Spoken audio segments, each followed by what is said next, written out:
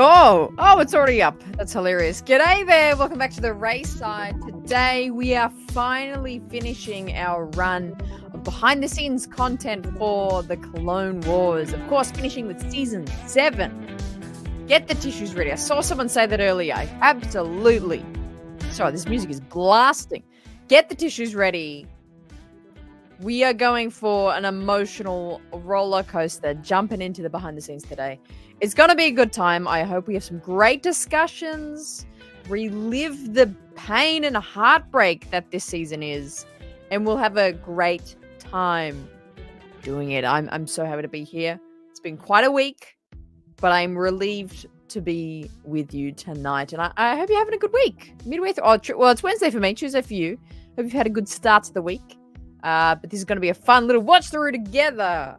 Absolutely. Before we get any further, who the hell is here? Let's check it out. We have DB is coming in first. DB, I have to say, Master DB is probably the person who's first the most in live shows. He is always here on time, before on time. He's always here early. He's always there first. Love it. Kirsty's here. Worthy's my name. He's finally catching us live. Glad to see it. I'm so happy you're here. Master Yava's here. Master CG's popping in from the hotel room with his cat. Love it every time. Katie's here. Chicken's here. Robert's back for more. Hey, Robert, how you doing? Hope you're having a good day. Appo's here. Birdchurch is here.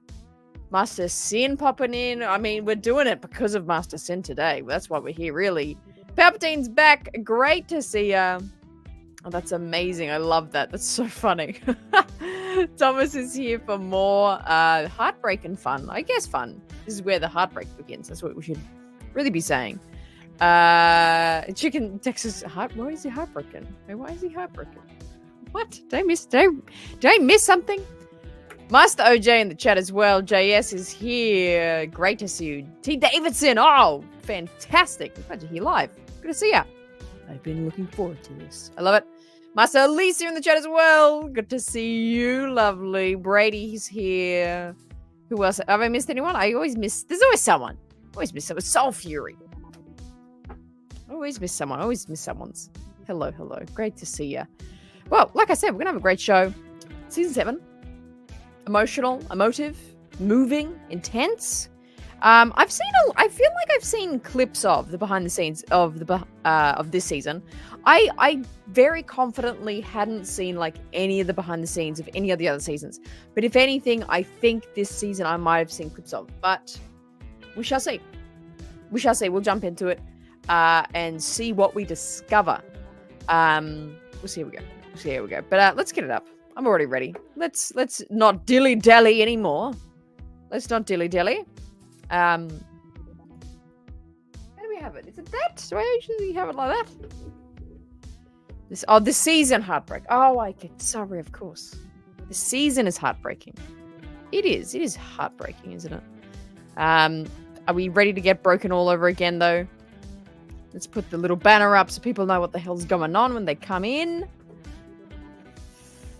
We'll get to it. I hope is everyone good? Everyone's settled? You're going to drink?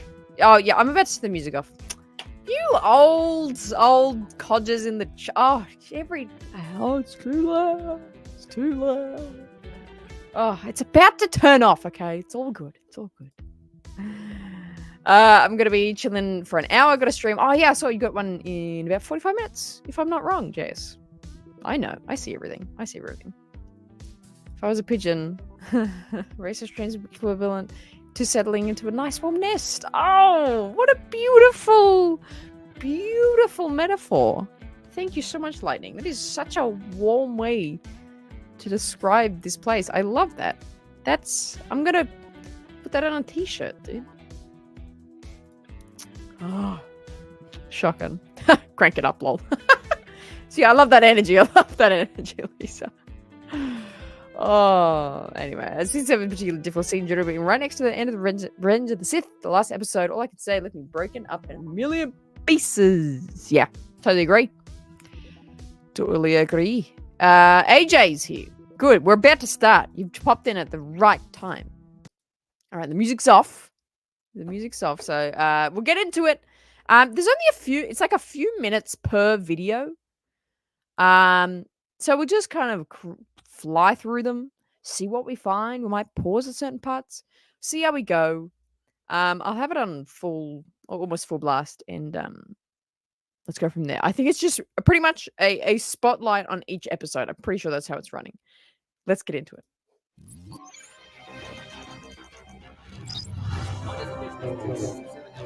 Welcome to Star Wars The Clone Wars Download. In this episode, we're going to be taking a look at the Bad Batch.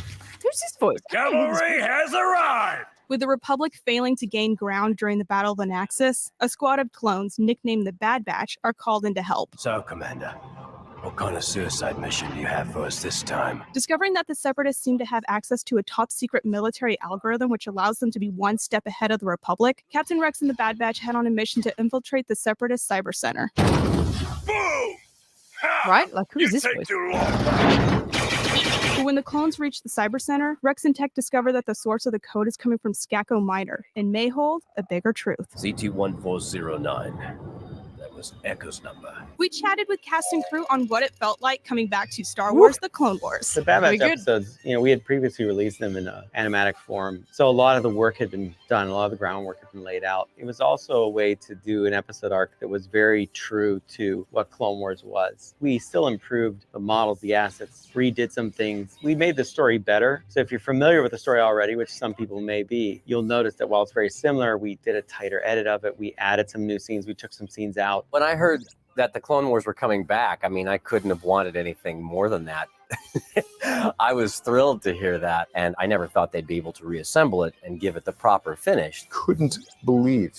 I was like, great, we're going to do the Siege of Mandalore finally. I had no idea we were going to be doing more than that. So it's been really, really thrilling to find out that we're back for an entire 12 episodes. It was this big sigh of relief, not just for ourselves as selfish actors that want to play in a really, really fun sandbox, but because of all these fans that have just been waiting and wanting and loving these characters so much and loving what Clone Wars meant to the world of Star Wars. When I found out that Clone Wars was coming back, I was surprised. I was happy. I'm just glad that I got to touch the franchise, and a small contribution to that was awesome. And working with Dave Filoni, you could kind of tell he really missed the Clone Wars, and you could tell it felt unfinished. Andy. And the fans definitely were asking for it, like, finish the Clone Wars, please, save Clone Wars. Everybody was so super excited. I mean, these are stories that we started beginning to tell in 2012. Clone Wars was my first thing here at Lucasfilm, so I always has kind of a little special place in my heart because of the types of stories we were able to tell, and even just the style of animation and things was just different than what we'd been doing. So it was a lot of fun to get back to. The times have changed when we first started Clone Wars to when we did Rebels, when we did Resistance, and getting back into Clone Wars again. We had to apply ourselves in a more cinematic way. We'd be conjuring up old episodes, they'd be rewritten, retold in a different light. There's some changes made, but we knew the pieces would be there, and we knew how to make them look better. I feel something when I make it, and I want the audience to react, because that's what Star Wars did for me. To a person at Lucasfilm, we want to give that to people, that sense of adventure and I love it, optimism. Julie. That's okay. We only just started.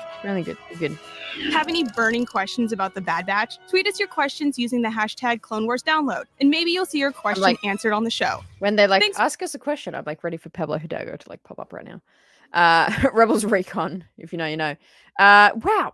Yeah, these are super short. I feel like we just got a freaking sucker punch of information there. Does anyone in chat right now, 37 of you here, thank you for being here. Does anyone remember this time of it being rebooted? Because, I don't know, I gotta admit something here. As much, I've been a Star Wars fan since I was 9 years old. I'm 24 now. There was a few years at certain points where I would kind of dip out of Star Wars for a while and then come back into it. Not a full rejection, but that was just quieter years for myself. And I would say 2016, 17, 18 was very quiet for me. So I didn't really engage a lot with this period in the season where it was cancelled and then rebooted again. But does anyone remember this period of time? Can anyone remember that emotion of it coming back? The Clone Wars saved was a really big thing. Yeah, talk me through it, because I really don't remember this era at all. I was just oh, there's another season out. That's cool. And then I get back into it. Hey, Morley, how you doing? Great to see you. Great to see you. Dave is a master. He is. I remember when it was hype was Clone Wars saved trailer was first shown. So that was, yes, when was that? Was that Chicago 2019? Was that that time? Is that what I'm thinking? Yeah, true. Good point. Exactly. It was intense. It was such a great time when season 7 came out. I was chilling at home when a school student and was a homeschool student at the moment because of lockdown. When I saw season 7 was out, made COVID a lot easier. It's true. I remember watching it through COVID. It was pretty crazy. For the bright times before the season 7. I love that. It was a dark time before. Yeah, I thought I was dreaming. Then wait till it came dragged out. Came on dragged. Super excited. Wow, yeah, had to step out when the announcement broke. I was at work. See, that's what like how insane that this like 20-minute animated show that everyone's like the hell is this? This is just like please the kids. How insane that this show became so reverent for people, so important for people. It's incredibly fascinating. It's just one day I would love to do a massive, like, just 1 hour documentary on the impact of the Clone Wars because it's such a fascinating way, in a good way. Like, the way we relate and it emotionally impacts us is just nuts. It was before I was a fan. Oh, wow. All my friends waited for it all to drop. I had a massive watch-through party. I wish I'd been into Star Wars and gone, oh, damn, that's crazy. That is so crazy. My goodness. Hey, Tim, that's okay. You're here now.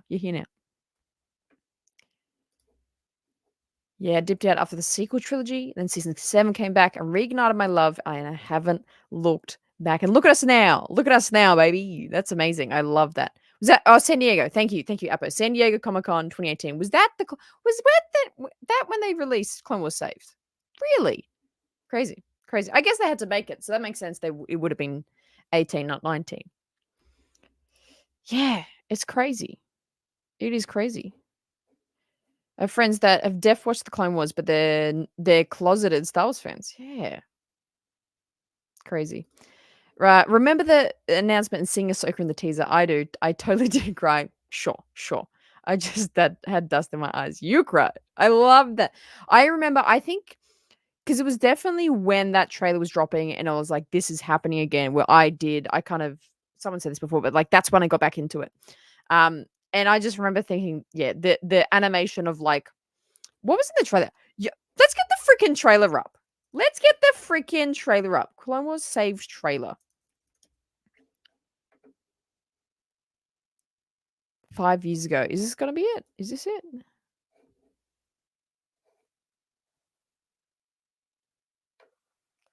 I don't know if this is it. Oh my god, let's watch this together. Should we watch this, chat? Put a number 1 in the chat if we should watch the Clone Wars Saved trailer right now before we continue. Should we do that?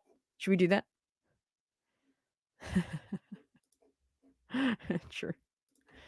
I'm gonna cry more than anything in real life. Yeah? Should we do it?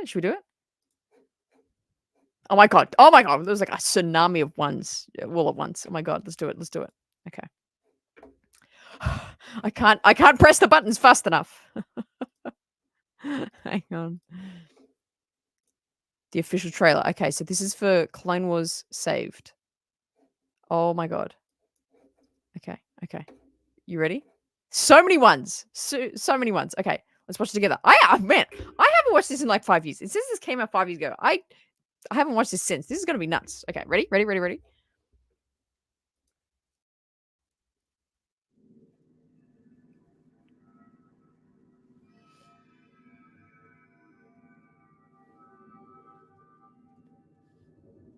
The name's Rex, but you'll call me Captain or Sir. War does not come with a guarantee. No soldier gets the promise of safety. My designation is Trooper 27-5555, sir. We call him Fives. I'm Heavy. This is Echo. I'm Commander Cody, your new boss. Sir, yes, sir! Looks like we got ourselves a batch of shinies, Commander. Look around. We're one and the same. Same heart, same blood. Your training is in your blood. And my blood's boiling for a fight. This is our home. This is our war. He's nuts, dude. Get on the photos. If we can draw them out, we can see them. If we can see them, we can hit them.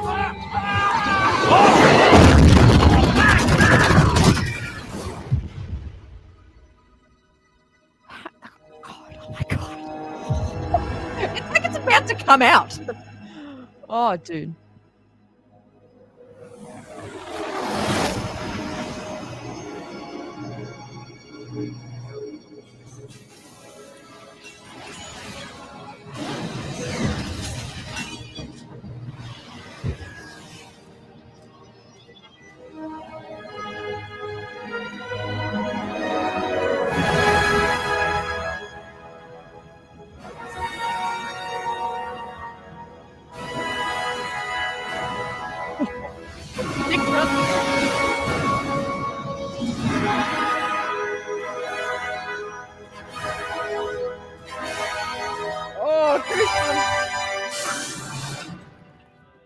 All right, Rex. What's so important that you brought us all the way back here?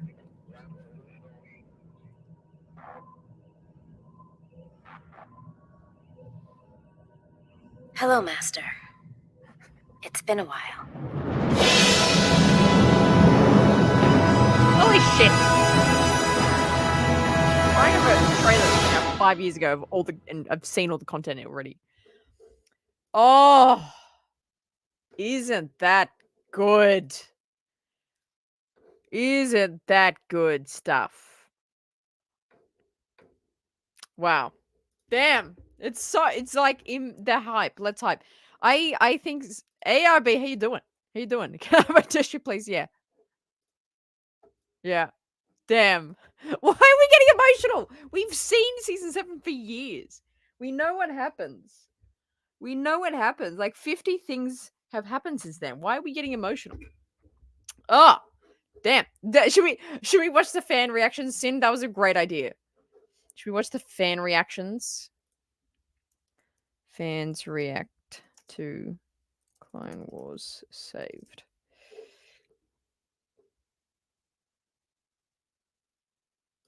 Oh man. Okay, this is a 4-minute one.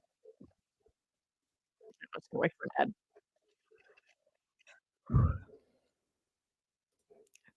Oh, there's so many ads. Oh my god! Sublet!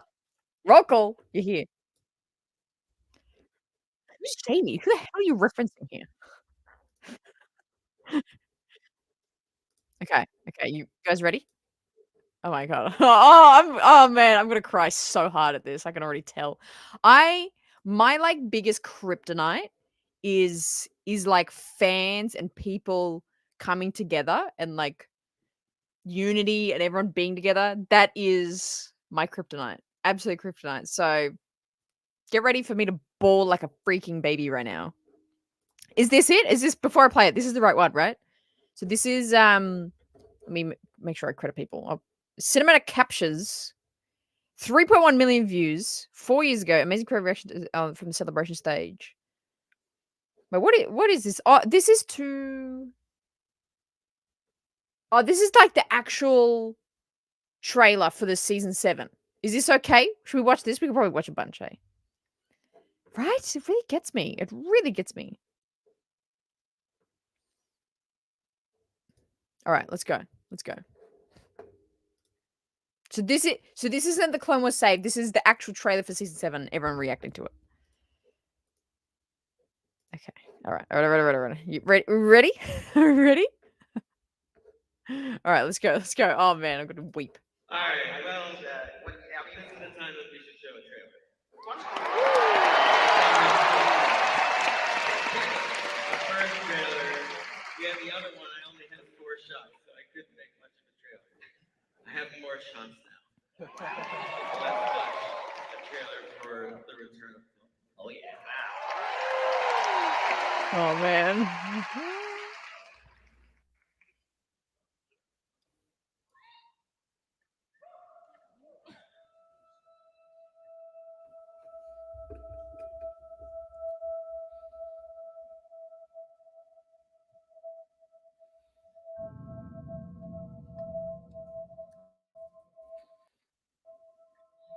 I'm not coming back.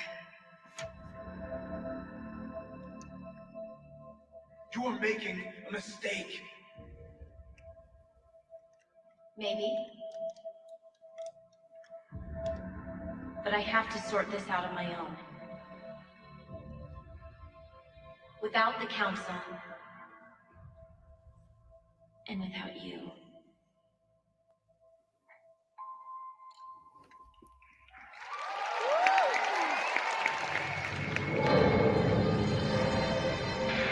Where exactly are you from? I used to live in the upper levels of Coruscant. You're probably better off down here. With the Jedi running around, starting wars. I've watched so many of my brothers fall during this war. Fives, Echo, Heavy. Master Yoda, your thoughts on how to win the war? No longer certain that one ever does win a war. I am. You'll never see any Jedi around here. It's not safe down here. Things could have gotten messy for you. That's why I've got my ship. What squad we taking? Experimental Unit Clone Force 99. The cavalry has arrived! Cavalry!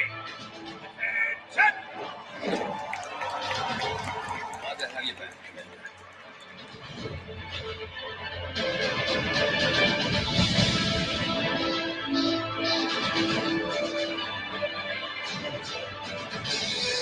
Good as new. Maybe a little better.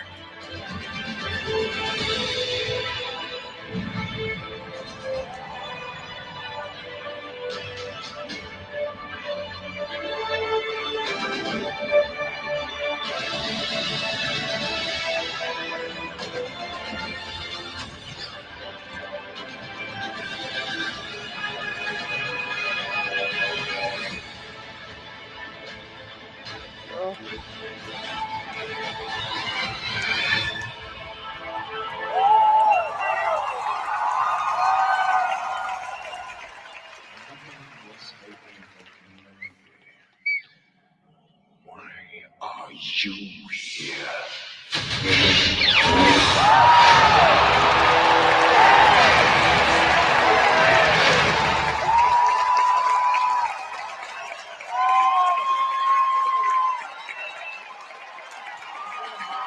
Oh, God.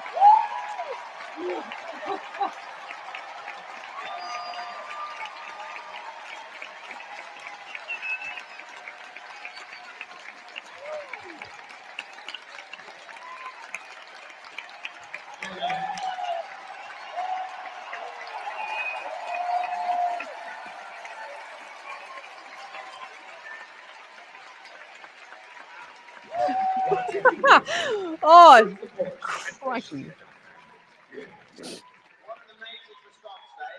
Wow. I love Warwick. I love Warwick coming in there. Oh, damn. Holy crap. I didn't expect this for my Wednesday. Hang on.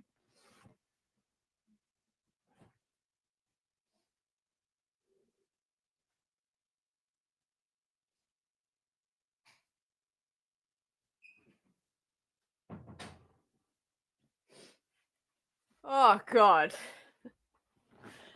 Oh. Ball my freaking face off here. Jesus. Jeez. Woo. Man. Insane. Insane. So, oh, hang on.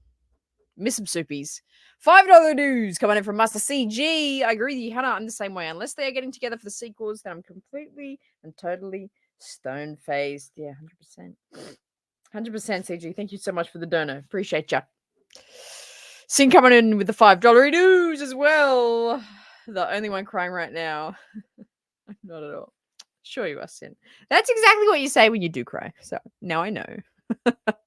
Thank you so much for the dono. Oh, crazy. Yeah, the lightsaber lighting up. Crazy. Crazy. Yeah, damn. Why is this so damn emotional? It's a show that we've seen that came out years ago. Why am I weeping, damn it? Anyway, it's beautiful. It's insane. It's insane. It's so good. Rips my heart out, stomps it and sets it afire. Said, fuck, let's do that again. I love that. 100% love the energy. I know. Group hug. I feel like we all need a group hug right now.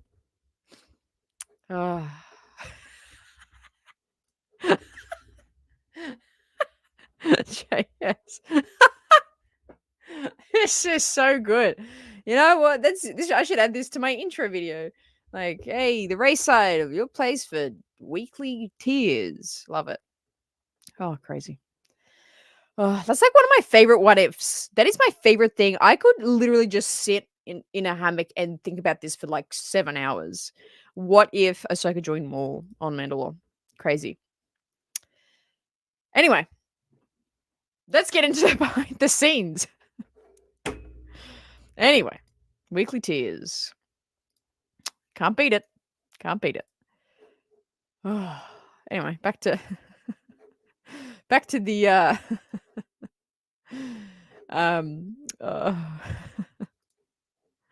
the behind the scenes. Let's get into it. Let's get into it.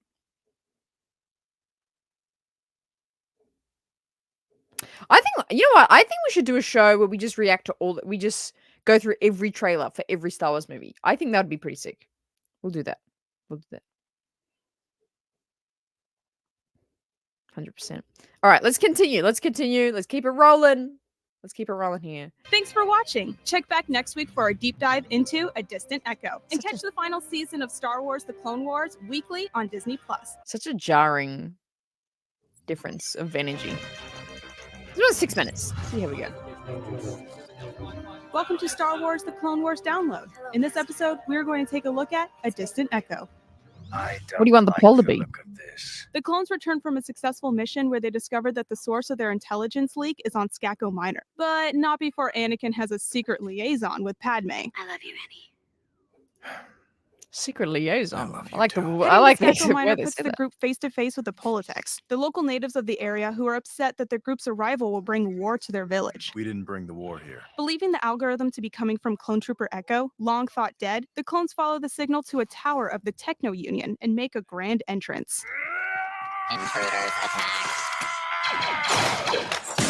While Anakin and the clones are dealing with the hordes of droids, Rex and Tech come upon a dark and scary room that hides what they were searching for. Rex, you came back for me. We took a deeper dive into A Distant Echo with cast and crew. Here's what they had to say. We originally doing it, the Bad Batch episodes, it wasn't one of the last 12 episodes, but now it is. That's so nice. And so that changed the way that I had to orchestrate the story somewhat. For example, in these 12 episodes, there was not a single scene of Padme in it. Thank you for the $5 goes without saying, she's an important part of the prequel trilogy. And while my job in Clone Wars was never really to tell her story, George did that, or Anakin's, I do have a job to tell how the other characters relate to those characters. I personally felt it was a little bit lousy that Padme didn't have a voice in the episodes, in any of the 12 episodes. Also, Kat Tabor, had been working on the series for a long time, and she was sad that she wasn't going to get to be a part of the show. So I wrote a scene that had Padme in it, and that scene then gives you context for how Anakin thinks of her, that he relies on her, that he regards her opinion very highly, that she knows him, that she knows Rex. And it became an important scene, and it alludes to certain timelines in Revenge of the Sith, because you see that to us, the audience who know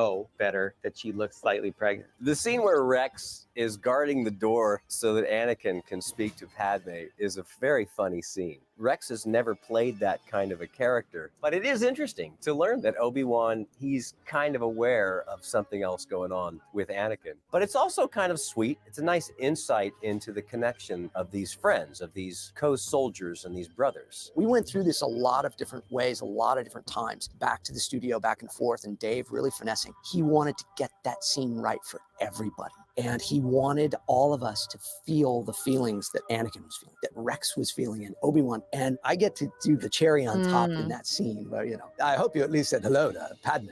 And it's just such a nice little tip of the hat of, I know what's going on here. Obi-Wan's not dumb. He knows Anakin's in love with this woman. I don't think he ever understands that they got married. I don't think he thinks Anakin took it that far. I mean, even Obi-Wan was in love with someone. That's not abnormal. It's very normal. what you choose to do and how you choose to have a relationship, what you sacrifice, then that becomes a bigger deal when he's made an oath to the Jedi Order to be selfless, to put everyone else ahead of himself. And he never thinks the two of them would do something so drastic, but it dawns on him over time that they have. A really wonderful element of the Bad Batch story is Rex reconnecting with Echo. It's always very emotional to me to bring back a clone who I thought was dead and we would never see again. It's beautiful to see him revived. When we brought back Echo, I thought it was really almost like we wanted to do almost like horror monster movie was kind of the idea. This was like a horrifying moment. I'm almost of done this too. Clone who's been trapped in this machine. So we really wanted to make sure we got that, and like the cord still hanging to him and he comes out. We had like his eyes, they go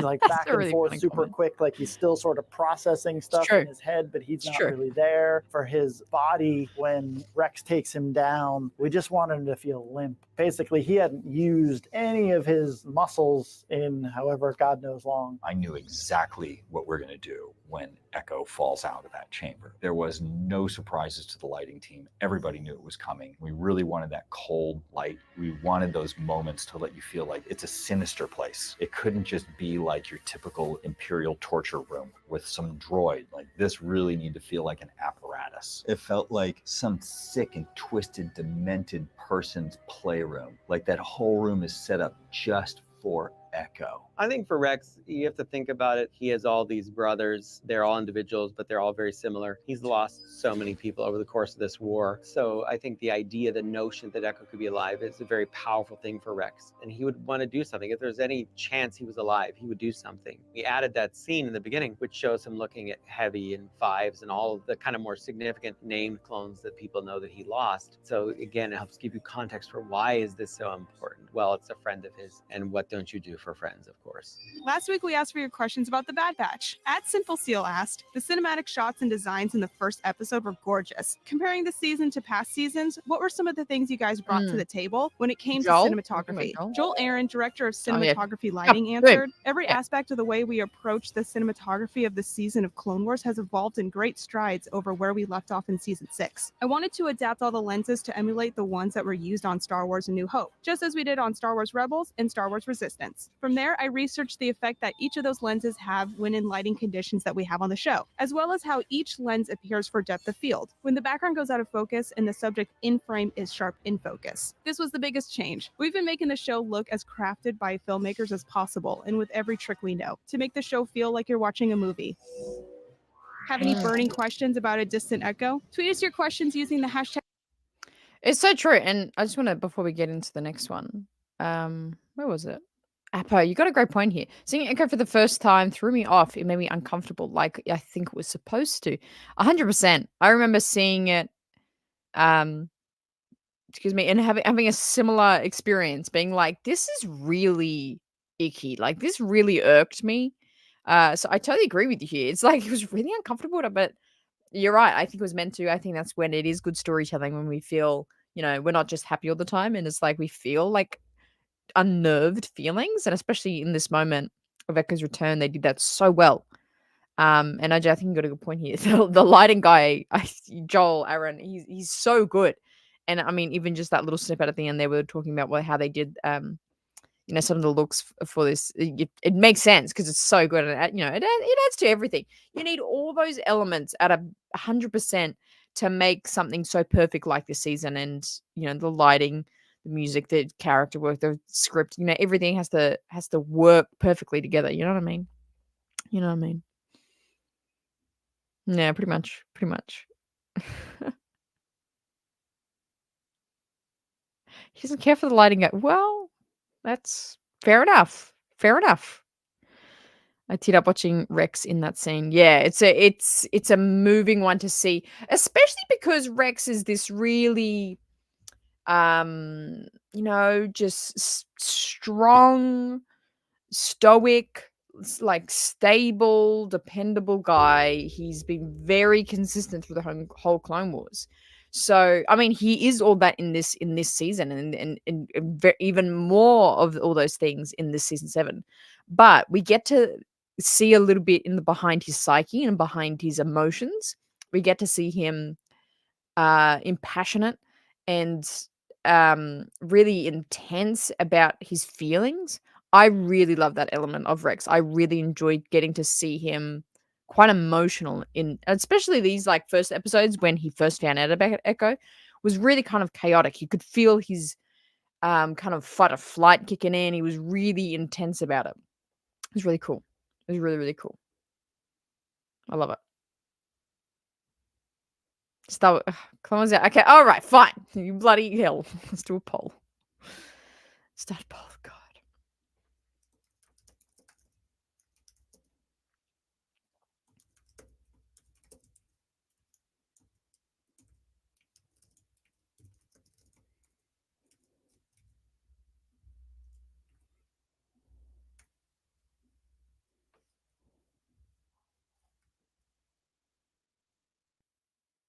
Here we go. All right, you got a Bad Batch poll. Rate the Bad Batch arc.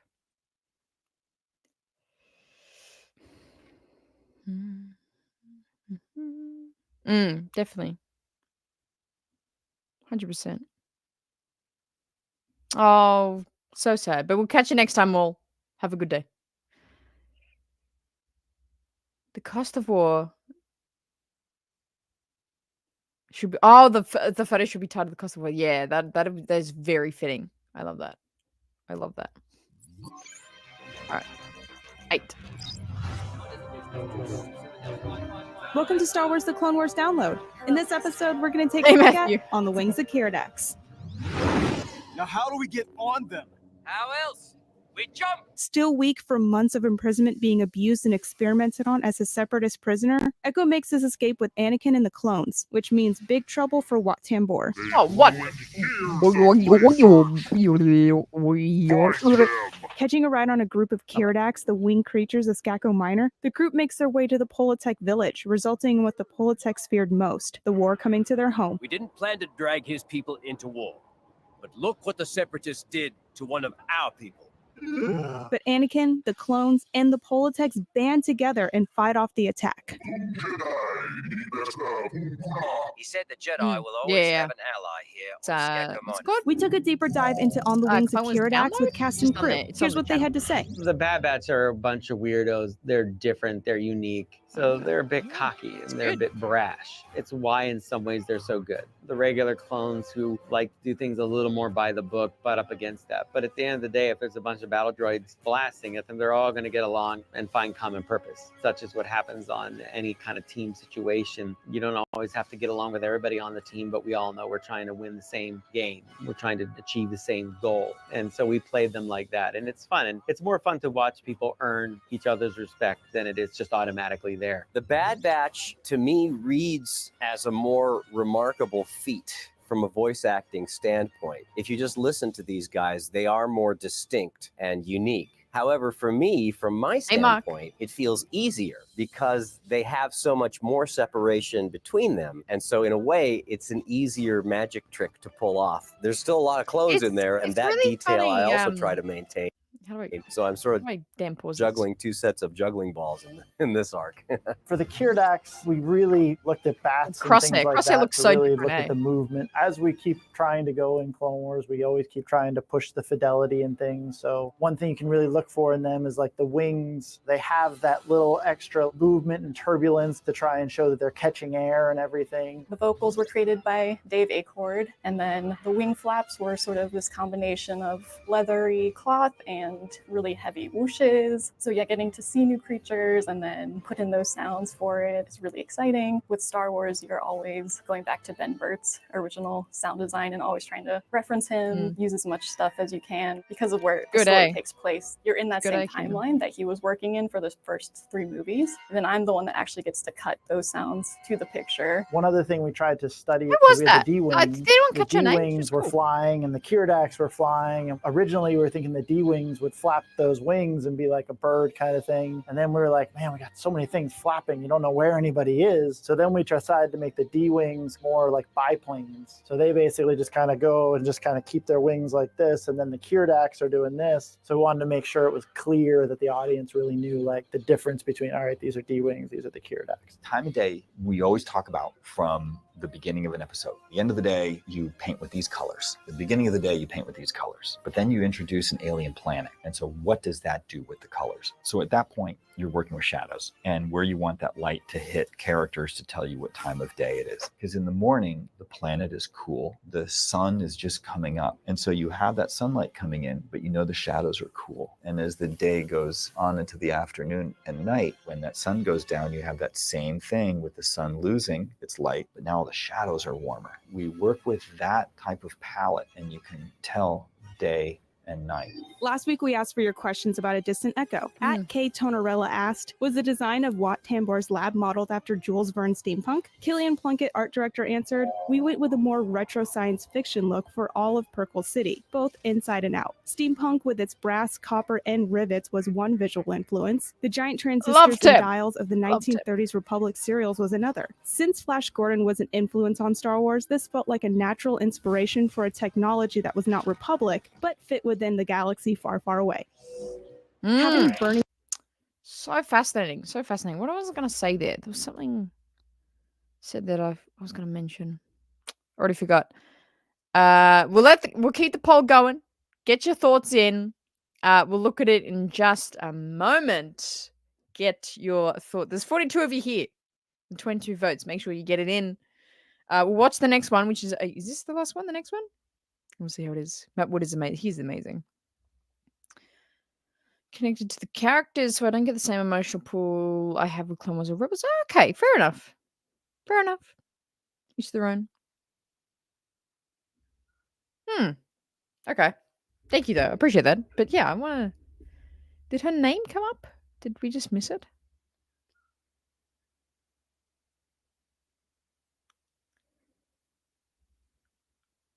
I don't think it even said her name. Oh well. Oh well. All right, next one. Let's go. Unfinished business.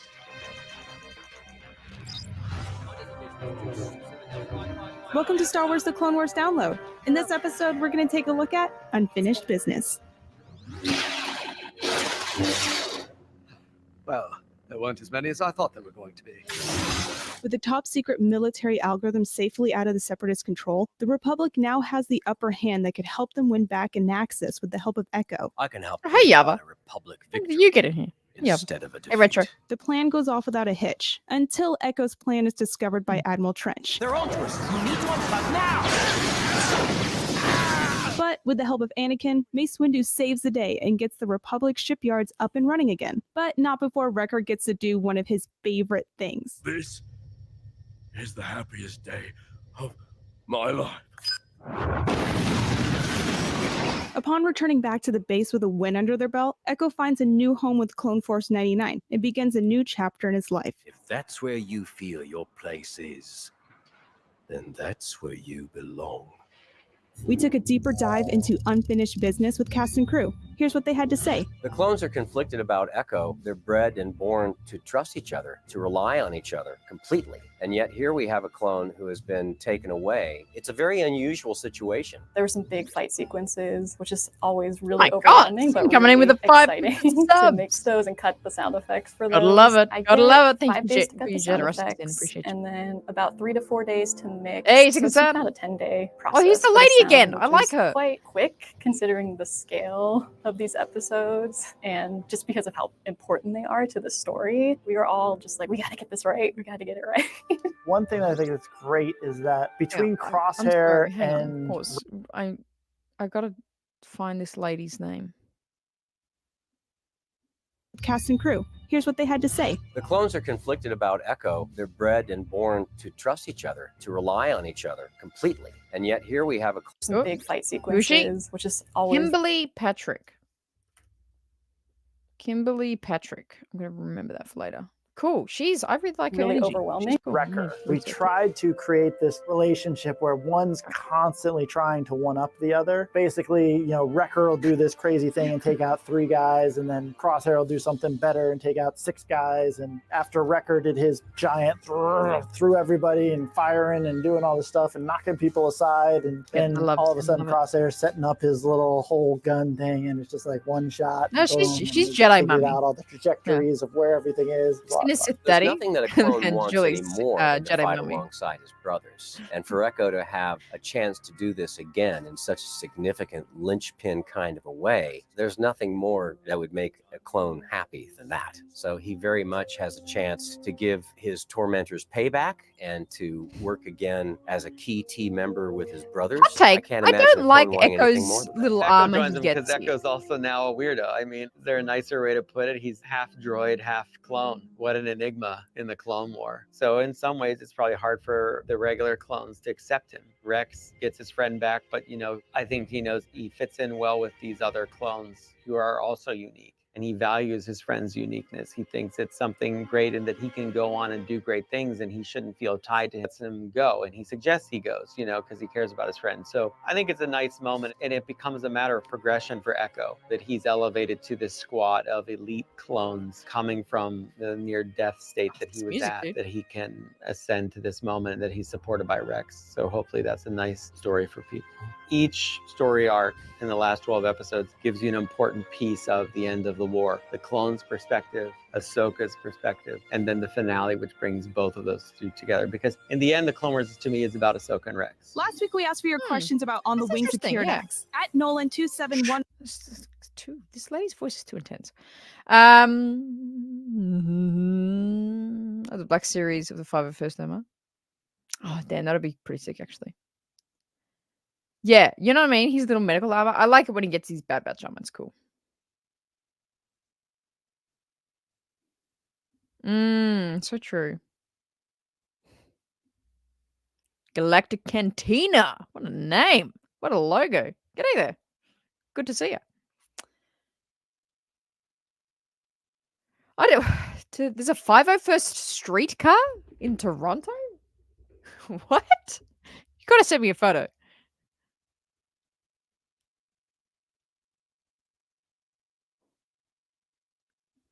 Oh yeah, the one with the freaking helmet on it. That's cool. It's cool. The Clone Wars is about Star Wars? I mean, yeah, but like, would you not? Oh, this is gonna be a good poll. Let's do a poll about this. What is the Clone Wars about? Is it about? Okay. Oh my god, get your votes in. I'm gonna end the poll for the Bad Batch arc. Get your votes in. So we got 32%. 32% being number one, saying 10 out of 10, 29% saying 8 out of 10, 24% saying 9 out of 10, 14% saying 7 out of 10. Gotta love it. Gotta love it.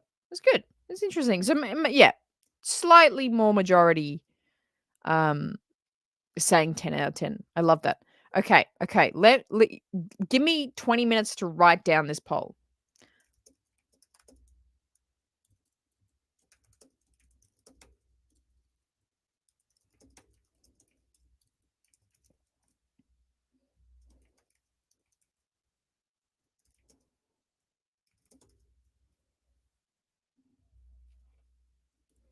Talk amongst yourselves. I take a really long time to type.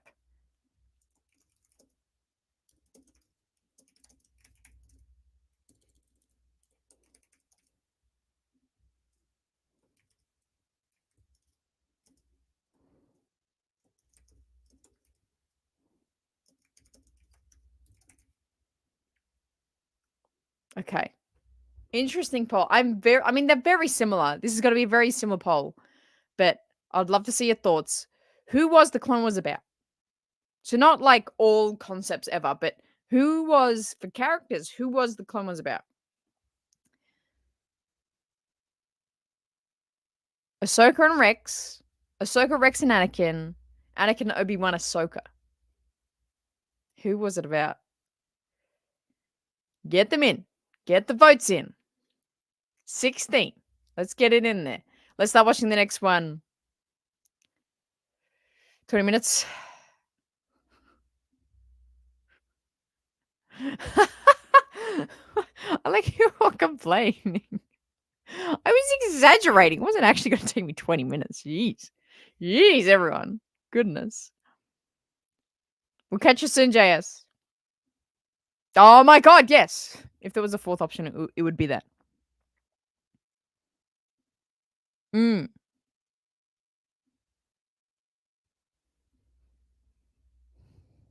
set the timer. Oh my God, do it. Oh yeah, 100%. Okay, how's the poll looking? 23 votes. Get your votes in. It's leading with 48% saying Ahsoka, Rex, and Anakin. Very close behind at 38% now. Anakin, Obi-Wan, Ahsoka, and only 12% saying Ahsoka and Rex. So that's really interesting.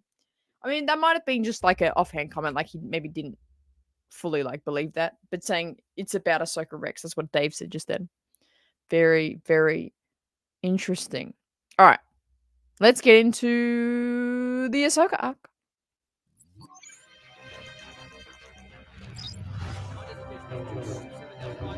Welcome to Star Wars The Clone Wars Download. In this episode, we're going to take a look at Is anyone else experiencing that? Is that glitching for anyone? Oh, that's weird. Clone Wars is about Hondo. It's true. It's missing Uncle Harlow.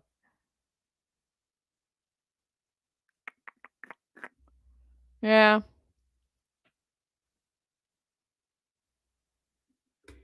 Yeah, we're in chrono order. All right, let's go. Let's keep going. Oh.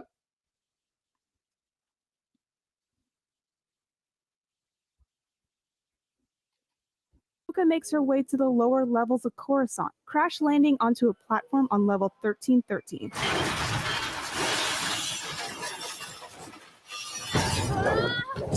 Ahsoka is greeted by Trace Martez, a mechanic who agrees to give Ahsoka a place to fix her bike. How's it going down there? Need any help? Not if you're gonna charge me. After hearing how Trace feels about the Jedi, Ahsoka chooses to keep her past a secret, but steps in to help when Trace and her sister Rafa get in over their heads.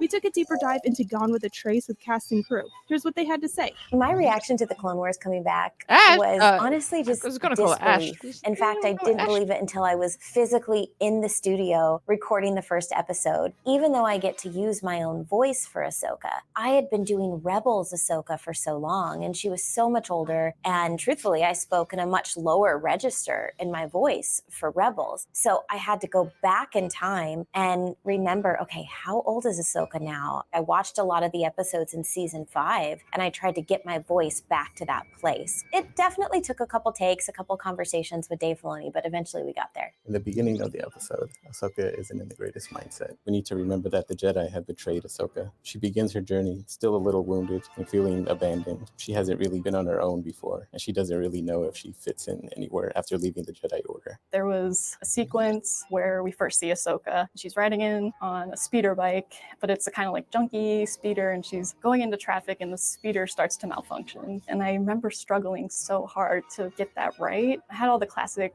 speeder bike sounds that we usually use, but it just wasn't quite junky enough. So I remembered that Ren Kleiss, who's the sound designer for The Last Jedi, had created these like jalopy skim speeder sounds. And so I found those and I started cutting bits of that in with our original speeder bike sound and then just combining those two layers. Just like finally that scene was working. We were really applying ourselves to that underworld, and we tried to build on that underworld. So we built our muscle on the early Clone Wars, so we had a lot to reference. But then we needed this Trace and Rafa area. So for me, that garage for Trace and Rafa needed to feel like, it's not flattering. It's a service area. So we needed to separate that out quite a bit from what everyone knows of 1313. This is Trace and Rafa's little world. Trace and Rafa are two girls that live in the underworld of Coruscant. They represent kind of the average citizen that's going about their daily lives. And I wanted to show that in many ways the Jedi were out of touch with those people, that Ahsoka's taught that they're keepers of the peace and that they have this great job and that they police the galaxy, but they've gotten so top heavy that they don't even realize that most of what they're doing isn't helping the average person, and that the average person has no contact with the Jedi Knight. The average person really doesn't know what they do. And from afar, it can seem like they're not actually doing a lot of things to help them. When Ahsoka meets Trace and Rafa,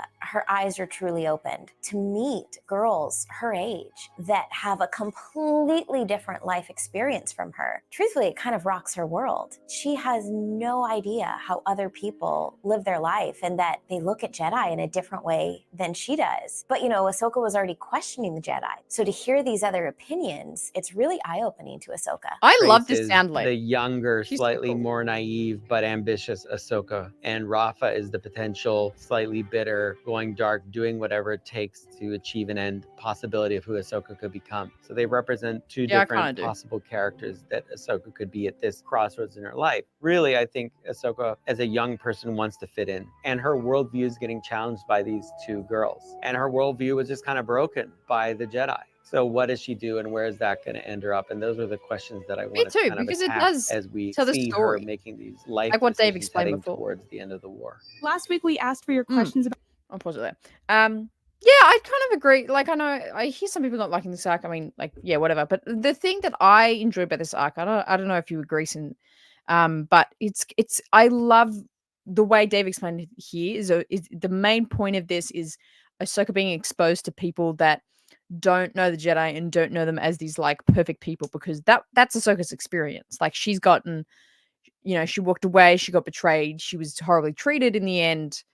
And she kind of needs someone to give that experience and relate that experience, and kind of these characters of Trace and Ralph, I think, kind of echo that experience for her really well. That's what I really enjoy about this arc. Anyway, let's keep going. Just a little chat there.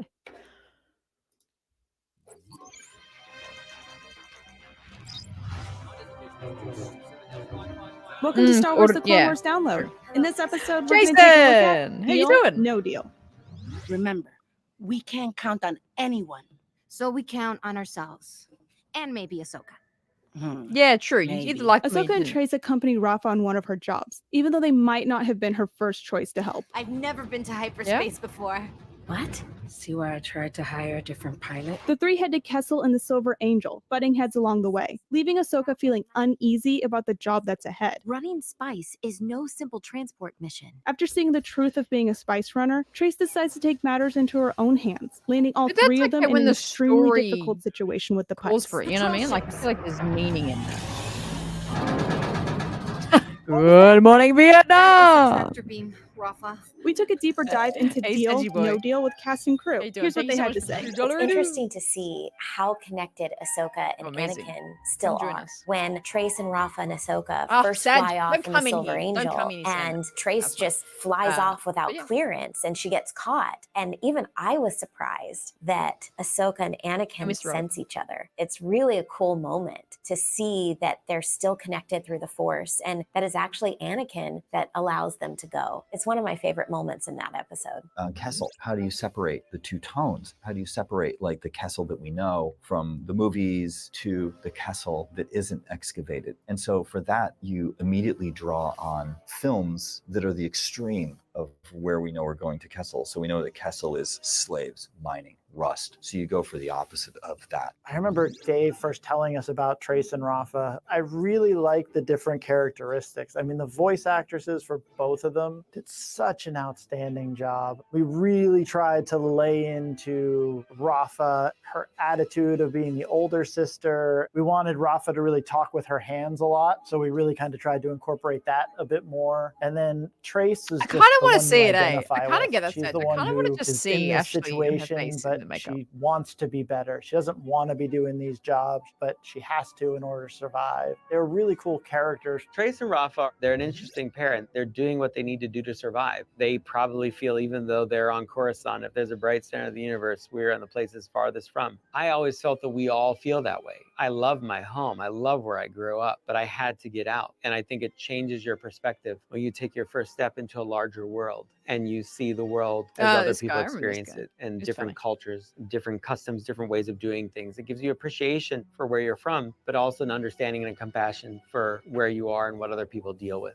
And so all these things that we experience make up our stories, make up Star Wars. We definitely see Ahsoka struggle quite a bit in these episodes. She's struggling between, I'm no longer a Jedi, but yet I still have these powers and these abilities. And she tries not to use them. It's almost like, no, I walked away from the Jedi and I'm walking away from that life altogether. But then she finds herself in some hot water. Because let's face it, Trace and Rafa put her in a situation where they're in over their heads. And quite frankly, they need Ahsoka to get out of the trouble that they've gotten themselves into. So over the course of these episodes, we watch Ahsoka come to terms with the fact of, she's not using these powers to be a Jedi. She's using her powers to help people. Last week, we asked for your questions about Gone with the Trace. At Serena Reeds asked, in episode 5, I noticed a lighting technique similar to the lighting in Star Wars Resistance, and it got me thinking, how did the animation style of Star Wars Rebels and Star Wars Resistance influence the animation of the final Clone Wars season? Joel Aaron, director of cinematography lighting, I love this guy. Yes, I love Joel. You were correct in noticing, as we did apply a lot of what we learned on Resistance and Rebels with the team's honed skills at understanding cinematography. This starts with our story team, who place and move the cameras to frame the shots, all the way to the methods that the lighting team at the end of the production pipeline used to emulate the depth of field of a specific set of lenses for the final look, and ultimately place the lights in the scene that give it all that cinematic mood. We are ever growing in our ability of lighting and compositing shots that have a cinematic Star Wars soul. Not a single shot we do is ever just lit. We are merging together the crafts mastered in the last 2 shows into what you see today. Yes, Have any burning questions about Deal No Deal? Tweet us your questions using... Yeesh. The Pikes. Okay. This seeing the Pikes again triggers me that oh my god, the Pikes should have been more of a bigger deal in Book of Boba Fett. I love the Pikes. Such an interesting crime group. Give me the Pike show, Clone Wars damn it. download. In this episode, we're going to take a look at Dangerous Debt. Wow, it's gone.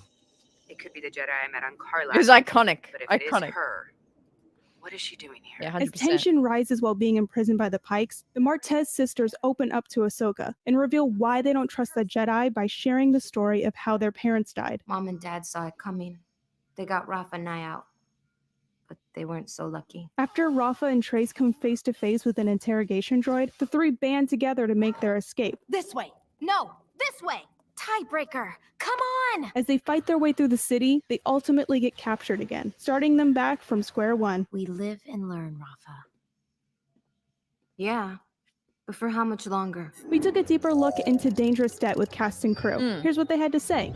Although Ahsoka wasn't directly responsible for what happened to Rafa and Trace's parents, Ahsoka feels somewhat responsible. As a Jedi, Ahsoka might not have been given the opportunity to actually think about some of the ramifications and consequences that were caused by her actions. Having Rafa share such a deep and personal story somewhat solidifies some of Ahsoka's conclusions about the Jedi, that they're not always in the right. It's a very emotional moment when Trace and Rafa tell Ahsoka about their parents. Ahsoka always thought that as a Jedi, she was doing the right thing and helping people. She never thought that there was collateral damage from these battles and these fights that she was involved in. And I think it really opens up her eyes. She sees that they have every right to be angry at the Jedi. From their perspective, of course they don't like the Jedi. When Rafa describes the Jedi and they swoop in chasing Cad Bane and Zero down the portal, and they're doing these amazing things, everybody's watching in wonder. Spider and then it goes yeah. terribly wrong.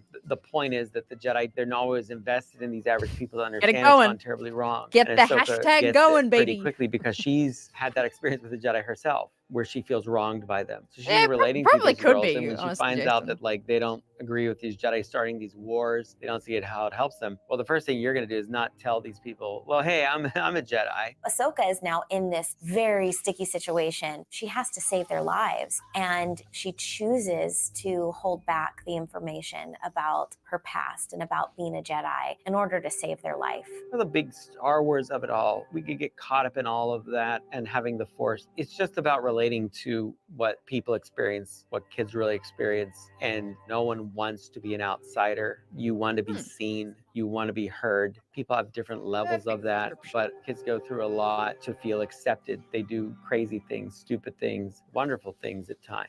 And so you're always trying to relate your story back to these experiences so kids watching go, I get it. I understand why she's not showing her ability. But then when she can help, and she does in little ways, because she can't let bad things happen to them. Last week, we asked if you had any questions about Deal No Deal. At Crash Cricken asked, I noticed the bridge of the Silver Angel looks very similar to a modified version of the Ghost's bridge. Or do I owe Hera an apology? Dave Filoni, executive producer and supervising director, answered, while there were some components from the design of the Silver Angel utilized for the Ghost, there was no way that we were going to make the new feature starship in Rebels a reuse or repurpose of something else. We mainly took control panels and arrangements and reused and repurposed them the same way a live action set would. The Ghost, however, was meant to resemble a World War II B-17 bomber cockpit, which is why the pilot and co-pilot console is more open and sits above a nose gunner. So yes, there were similarities, but the Ghost is its own ship.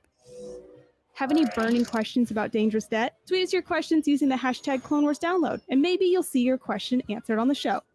Next Want to one. learn more about this episode? No. Oh, that's so nice, Lightning. Welcome to Star Wars: The Clone Wars Download. In this episode, we're going to take a look at Together Again. Make sure there are no more delays, and if there are, I am certain Crimson Dawn would love the opportunity to take control of your operation. Ahsoka comes up with a plan to get Trace and Rafa out of the Pike's prison cell that requires the three to trust each other. Send them to go get it and give them one rotation. If they don't come back, I'll tell We you where don't the phone know. is We from. can't figure With out the who plan in narrated motion, this. it is revealed that someone else is keeping an eye on Ahsoka. What are you up to? After being returned to her cell, Ahsoka breaks free and discovers Maul's involvement with the Pikes and where he is currently You located, cheeky, but not cheeky without boy. consequences. We know you are both working for the Republic and this Oh my Jedi. god, spoiler! Following their grand escape, the three make their way back to Coruscant as friends and are greeted with a call for help. You and I have a common enemy.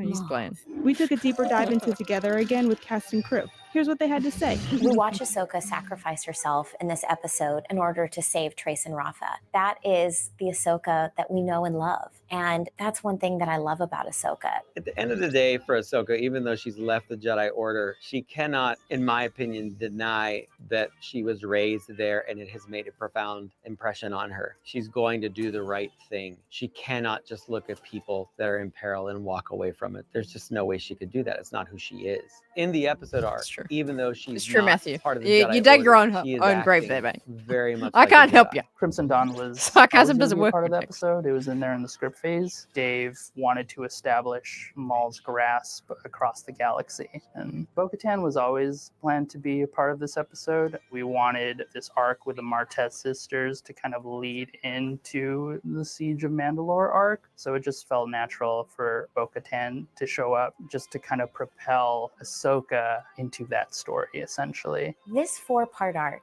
for me, it's actually a story of friendship. In the very first episode, Trace helps Ahsoka. And then throughout the arc, Ahsoka helps Trace and Rafa. And then at the end, Rafa helps Ahsoka. And it's such a beautiful story of friendship and how we should just help each other. You know, I think it's a beautiful message that we can take into our own lives. And the these sarcastic episodes, they teach that So you lesson can, like, of type- helping people and of friendship. You know, like you have Just like so bold, beautiful. italic, For me with sarcastic. Ahsoka, it was always important that It's as like a a young thing you can person, do she's to your asking text that questions everyone and knows she's is not sarcastic. just following. You should do That she can make up her own mind. See, and I that already- she I was can getting there. even I go already against skipped what it. Anakin thinks. She Comic has to be an individual. Comic Sans and is to me, the- when is you the look at the Jedi in sarcasm the text. prequel era, the one Jedi that has it most right is Qui-Gon. Because Qui-Gon understands that you can still love someone as long as you don't try to possess them, as long as you can let them go. Oh, yeah, that's he is classic. That's selfless. Ahsoka I'm down is with on a comic sans, selfless honestly. path. And because Qui-Gon taught Obi-Wan, taught Anakin, taught her, that teaching is in her. She gets the benefit of Anakin and Obi-Wan. Both of them teach her throughout the course of her life.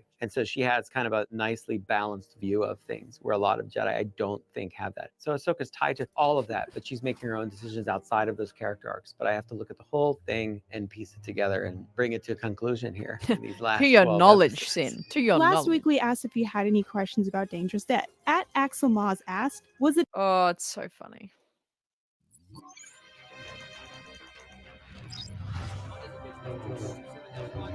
Welcome to Star Wars: The Clone Wars Download. In this episode, we're going to take a look at Old Friends Not Forgotten. Bravo, Anakin. You've done it again. Oh, I can't take all the credit. Your state of helplessness It's like really Julie's favorite sold them on scene. my surrender talk. Always glad to help, my friend. After a successful mission on Yerbana, Obi-Wan and Anakin are greeted by a familiar face. Hello, Master. Hang on, yeah, hang on, been a hang on. Before we go any further, let's check out the poll, baby. Get your votes in. Get your votes in. Majority saying a 56% for 7 to 8 out of 10.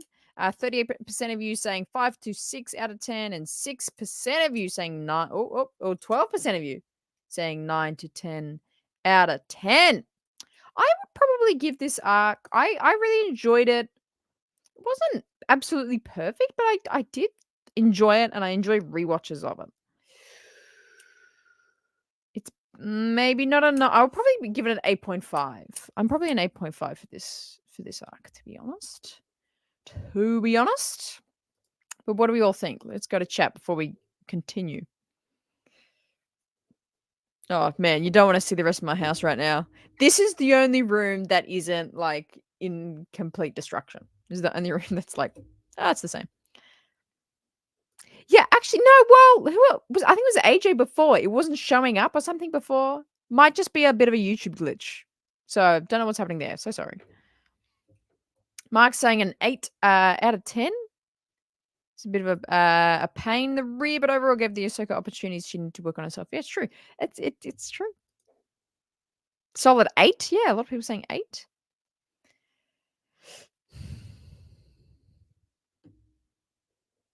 Yeah. When you see Dark, yeah, true. 8 out of 10 says Sin as well. Okay.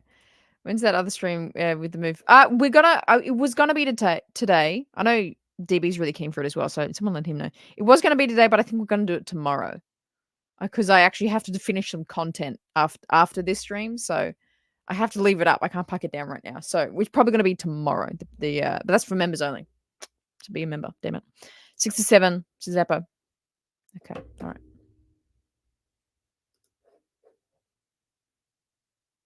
Get your final votes in. It's a settled 48%. Almost half of you saying 7 to 8. That's fair. I rate that. Still Monday? It's never been on Monday. What are you talking about? It's on a Friday night in a week and a half. What Monday? What are you talking about? What? No, it's on Friday night the 15th. Week and a half away. Friday. There you go. Got so you triggered me there, Sin. Yeah. Why is it so blank? Thanks, Appo. I don't hate them. I just don't care for the arc. It's a bit of a waste. Ahsoka really knows about the suffering the war cause felt a bit redundant to me through the shortened season. 4 out of 10. Yeah, you're kind of agreeing with Troy there as well. Oh my god, yeah. That's a good one. AJ saying a 7. Friday night I'm actually off and not working the weekend. Yeah, it's gonna get wild. I have a work party Monday. That's okay. I'll forgive you this one singular time, Sin. It's one singular time. And was in a panic earlier. I think I have to choose. Oh, you would have to choose between a work party and me, dude. Choose a work party. Oh, appreciate it though. 15th. There he is. We're doing the move stream tomorrow, not today. I just wanted you to know. So Tim, I think Tim, did you go get him? Thank you. The move streams tomorrow. All right, let's continue. Let's keep going. Let's keep rolling, baby. Ahsoka, Bo-Katan, and a group of Mandalorians meet with the Jedi to convince them to team up to stop Maul. If we are successful, you'll have Maul, and I'll have Mandalore. While Anakin and Obi-Wan have some other matters to deal with, Ahsoka, Captain Rex, and the group of clones head to Mandalore. Maul is amazing, Ahsoka's amazing, Rex is amazing. But both are like making their way to Mandalore's surface, Ahsoka reminds everyone what she's made of, and the group heads below ground to track down Maul. Thank you, Sam. I was appreciate hoping for Kenobi. Why are you actually, maybe. And now we have an incoming transmission from Dave Filoni. Here's what he has to say. Hello, everyone. I'm Dave Filoni, why is he executive on producer the and phone? supervising director of Star Wars: The Clone Wars. We're packing here up the set. at my, that's the remote stream. location, We're packing up the set. secret location My God, it within the does. New Republic to talk He about did. the I went and hung final out with arc him last night. It was of good. Star Wars: The Clone Wars, beginning with Old Friends Not Forgotten. I've always been interested in having the end of the Clone Wars series coincide with the events of Revenge of the Sith. It seemed the best way to bring a shape to the main characters Oh yeah, arc COVID. in Good point, the Appo. series. Yeah, And geez, the film good. saga You guys are tells the geniuses. story of Anakin Skywalker and his rise and fall, and then his redemption. I don't need to I'm tell that discovering I story in hate the it. Clone Wars. I thought it was Knowing fun. that, It's not. identifying the main characters of the series then are probably Ahsoka and Rex. They're the characters that we don't know about. We see the series largely through their eyes, even though there are many different story arcs. So there was a responsibility to tell the end of their story and then hand off Anakin and Obi-Wan to their proper conclusion, Oh, which they is did a in watch the party. film I don't Revenge think of I the went to Sith. that. I was in a I didn't unique get into position that. because I had to explain in a very Watch the short amount of cover time. we got this girl dinner. I, like, reuniting really with remember her that friend that she hadn't seen, and what was that going to be like? I had to serve I love that that. I story love that point. I movie. had to serve that emotional content that not just the characters have, but I know the fans at large have as well. But this reunion and then parting, I had a set amount of time for myself to tell the story, to get all the strategy, what's going on across, but also the personal emotional investment between the characters. And that was it. And I think once you're done with that, we move to the next part of the story, which is the Siege of Mandalore itself. Now let's hear what cast and crew had to say about Old Friends Not Forgotten. Siege of Mandalore. Dave basically just let us know, up front, that this is going to be the hardest thing we've done. This is what fans have been clamoring for. There's always a dichotomy between Obi-Wan and Anakin and the way they're going to approach things. And in these episodes, it's especially important to get that right. Rex and Ahsoka have come full circle, from her being a scrappy little kid who Rex doesn't give much thought to her having earned her stripes as a force to be reckoned with. And these two are reunited, kind of improbably, but maybe inevitably also, in a really spectacular way. Ahsoka and Captain Rex have one of my favorite relationships in all of the Clone Wars. And Ahsoka is incredibly touched to see all of the clones and to have the Tano troopers. The clones painting their helmets to match Ahsoka's coloring, it's quite a gesture, I think, for them to paint that on there and to show those colors. It was a touchy moment when Anakin gave Ahsoka her lightsabers back, and you can definitely tell that that meant so much to Ahsoka. The one shot that I absolutely love is the way she looks up at him. You can just see how much it means to her that he would do something like this. And that was really what we wanted to convey in that look of, you've always had my back kind of thing. Then, of course, she lights them up and they're blue. Typical Anakin, has to make things better. Last week, we asked if you had any questions about Together Again. At Jacob W. Lockett asked, it was fun to see the Toon species again after their last major appearance all the way back in The Phantom Menace. What convinced the creators to bring back this rather unique race for Together Again? You know what we should do? We should find these people that ask these questions. We should all go find Jacob W. Lockett 24 on Twitter and just be like, hey man, saw your question in the Star Wars Clone Wars behind the scenes. You did great, bro. Should we just like I gotta see. Is it Jacob W. Lockett? I just want to see if this is a thing. Jacob W. Lockett 24. Does he exist? He might have. It looks like he's like. It doesn't look like he's a thing anymore. Okay, get wrecked. We'll do it with another one. We'll do it with another one. Can't find him. Yeah. Okay. Oh, no? Welcome to Star Wars The Clone Wars Download. In this episode, we're going to take a look at The Phantom Apprentice. The time of the Jedi has passed. They cannot defeat cities. That's true. But We'll try the next guy, gang. We'll try the next guy. Did you? On Mandalore, Ahsoka Hang on, finds this is like the herself most face intense to moment. face with Maul and his crew, but they were hoping for someone else. I was certain that Kenobi would have come himself. With Maul's plans dashed, he takes it into his own hands to get answers, while Ahsoka, Bo-Katan, and Rex also try to find out the truth. What name? Sky Ogre.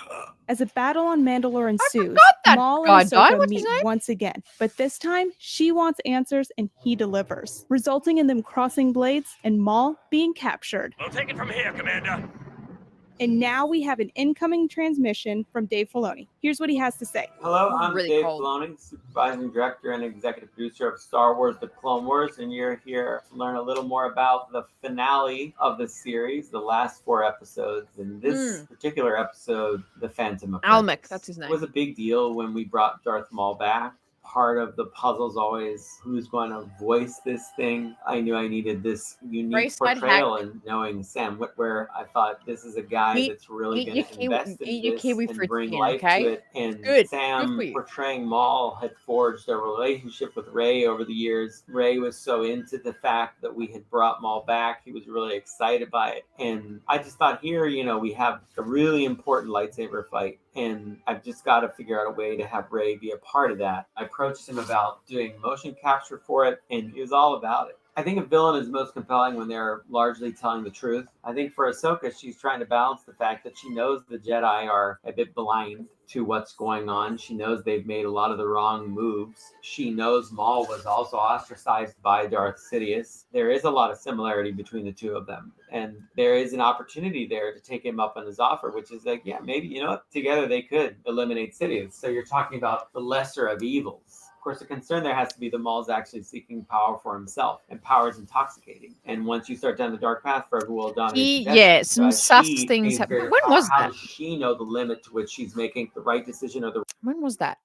It would have been like 2020. He, on his social media accounts, he was posting some really weird sexual stuff. But I don't know. Love the guy. He's a bit weird. He's just got a bit weird. That's all. I don't remember, because I remember looking into it. And yeah, he spoke of a video, or did he actually post a video on some really overtly sexual stuff? So it was just a little weird. The wrong decision. And Ahsoka's choice, Maul's offer, is all part of that bigger opera of the battle between being selfish or selfish. It was not cancelled. It was just like cast and crew had to say about the Phantom Apprentice. Like his social media got like Maul and Ahsoka in the tunnels. He like we always wanted posted Ahsoka incredibly to inappropriate be things. You Yeah, he like posted character like that's most he's important. posting Let everything else fall wildly away. It's a inappropriate rule that we have in lighting. And so Dave, going into that whole sequence, wanted to make sure that it was a less when of a cancel, Maul more of a appears, he just posted out of things that got his account. Like I don't know if his Ahsoka account got is trapped. whatever, like taken down or something. Not but just in like it wasn't literal fans sense, really. It but was in like story social media. sense. They're like, What was you interesting can't about working on this season was we had to go back to the Clone Wars Maul, who's a little bit more controlled and methodical than, say, the eccentric older Malachor Maul. Dave, because his live action experience, was really directing more of a film read for me for Maul, which I really enjoyed. Because usually when it comes to voiceover for animation, you put a little bit more into the voice because that's all you got. You can't really just monotone your way through a performance. Whereas when we were doing Solo, you hold back on the voice a little bit. You're not as expressive because you're in the sort of live action world. And in this case, Dave wanted that sort of live action read for Maul. These scenes with Maul were some of the most difficult scenes to record. This is a moment where Ahsoka is now on her own. It's great to see She had to truly find her strength. I'm so thankful to the direction from Dave, and thankful to have the time and the freedom and the space to really work on this scene, because it was truly one of the most emotional scenes of the entire season. I always felt that Star Wars fights are all about the values of the two characters that are fighting, and that's what determines how the fight goes. And Maul is not at his best. I wouldn't fighting call to it save cancel. the It was more of galaxy. just And Ahsoka it's is at been her an best when she's unfortunate fighting to save her situation friend. of some What Clone Wars does, it sets up a join me scene where really the good guy or good girl should say yes, possibly. That was the really fun riff we have there, is that we haven't seen a join me scene where the bad guy actually has the better plan. Last week we asked if you had any questions about Old Friends Not Forgotten. At Thomas L. Harper asked, Anakin returning Ahsoka's lightsabers with a few upgrades was an incredible moment. Did Anakin find a way to alter her kyber crystals to emit blue blades, or did he somehow swap them out entirely? Dave Filoni, executive producer and supervising director, what was his answered, name? Anakin knows enough about lightsabers to be able to alter the angle entirely. Dave no, hang on. Thomas L. Harper. I'll find him.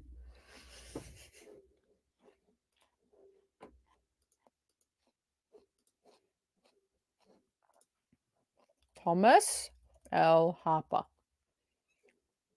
Oh my god, we found him! He's a Star Wars dad, Y-Wing fanboy. Oh my god. We found... Should we spam him? What do we do now? All right, Lightning. Oh man, 100%. I mean, this has been a freaking blessing of just some fun right now, but I am stressed out of my bloody life. Thank you, man. I appreciate that. New chapters are beautiful beginnings. Yeah, absolutely. Appreciate you. Appreciate you. Thank you for the kind words, Lightning. Have a good rest of the night. Found him. What do we do? What do we do? One at a time. Right? Yeah. What? I don't know what to. Do I? Okay. Do I tweet the guy? Do I be like, hey?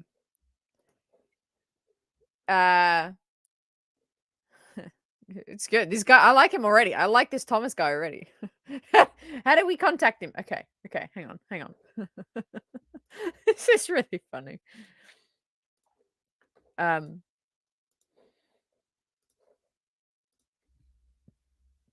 Here he is. The last tweet was in June 29.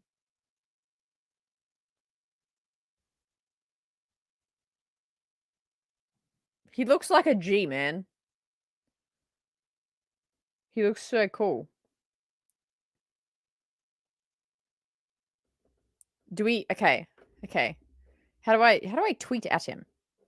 Can I tweet? How do I? I can't use freaking Twitter, man. Oh, okay. There we go. What do we say? What do we say? Oh my god. What do we say? Tweet.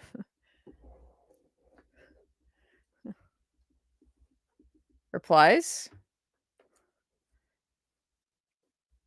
Is what? Is he sus? What? Yeah, actually, is he bad? What do you mean? Look at replies.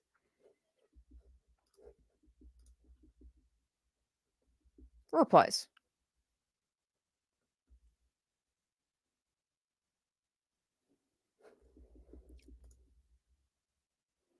Yeah, Outlaws does look cool. He doesn't seem too bad, right? Right? Should we? Okay. All right. Okay, let me do this. Let's just do that, and show him.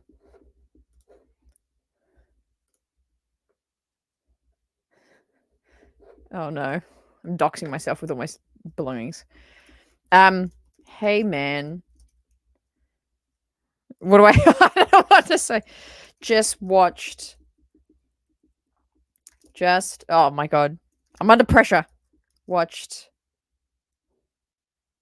the Clone Wars Season 7 BTS, and your tweet was featured.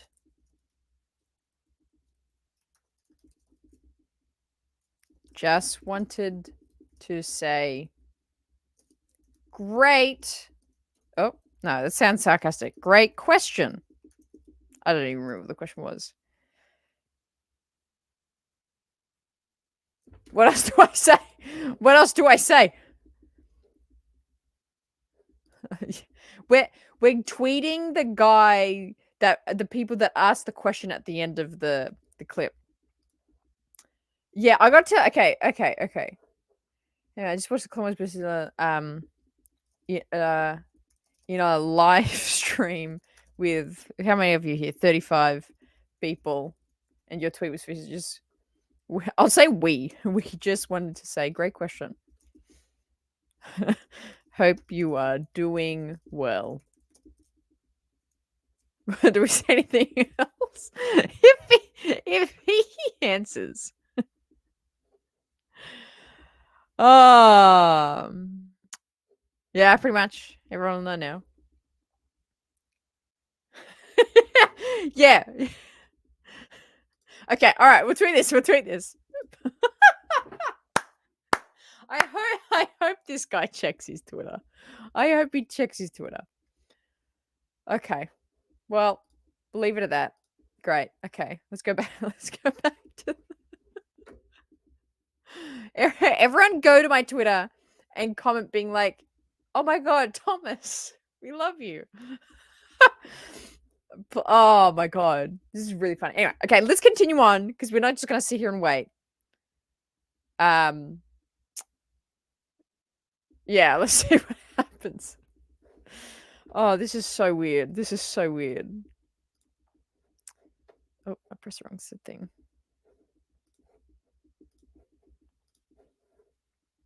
Okay, let's continue. Let's continue anyway. What was his question? Anakin returning Ahsoka's lightsaber. It's actually a good question. Entirely. Dave Filoni, executive producer and supervising director, answered, Anakin knows enough about lightsabers to be able to alter the angle or frequency of the saber blade or crystal to make it more like his own. As far as the story goes, I wanted to show a clear connection between the master and apprentice relationship of Anakin and Ahsoka. So I decided to shift her lightsabers to blue, like Anakin's. Him tinkering with her lightsabers while she is gone shows that he was always thinking of her. And the lightsabers You guys have actually been a jumping in the representation comments. of her in the story, and his thoughtfulness regarding her. His changing the Oh my God, color that's the can actual- also be oh my God, seen Apple. as him exerting control or being too protective, which is very Anakin. He means well, but often takes things too far when trying to express how he feels. Changing the sabers, modifying them, improving them, shows his care, but also his ego, something that Ahsoka is familiar with. So the simple adjustment of the lightsaber color serves as many aspects of the relationship between the two characters.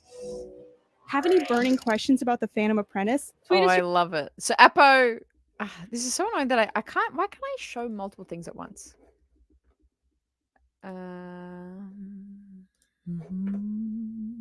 Apo, yeah, it was a good answer, wasn't it? Apo found the actual tweet the guy originally tweeted that was shown.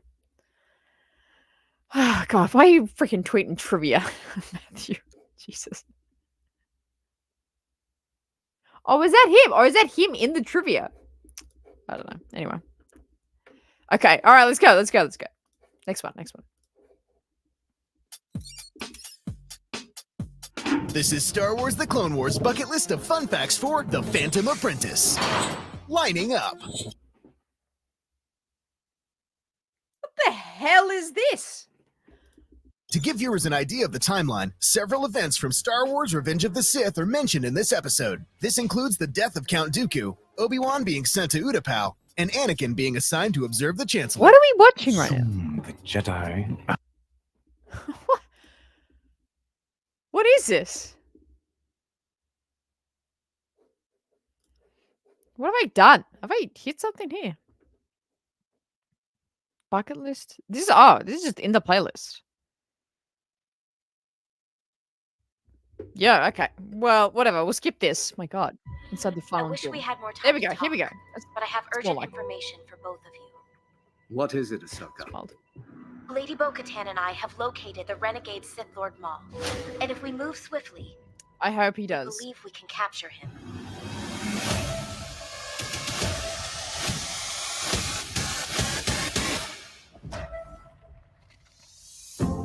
The Siege of Mandalore is one of the last large battles in the series Clone Wars. It's all about explaining the final climactic battle for Ahsoka and Captain Rex in the Clone Wars, and how that time period parallels and crosses over with the film Revenge of the Sith. The fans have been clamoring for it ever since we stopped making Clone Wars. They've been so loyal. I just want to make Sith. Live action. Ahsoka season 2, baby.